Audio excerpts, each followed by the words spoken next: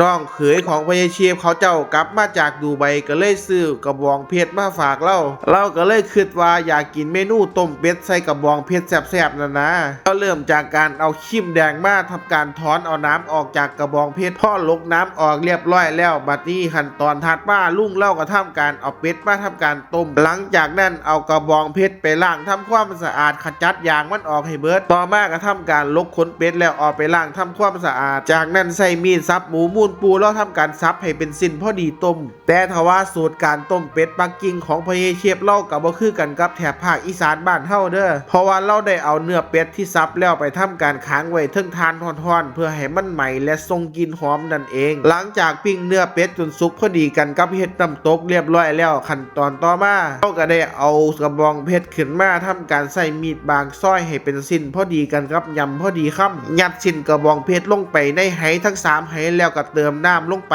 ปรุงรสด้วยข่าตะไคร้ใบมะกรูดจากนั้นก็ทำการใส่ผงนัวลงไปหลังจากปรุงรสเรียบร้อยแล้วเหตุการณ์ต่อมาพญาเชฟเล่าก็ทำการเอาไหซุ้มนี้ลงไปค้างไว้เทิงเตาไฟค้างไว้แบบนี้ปล่อยให้มันเดือดใส่เวลาประมาณ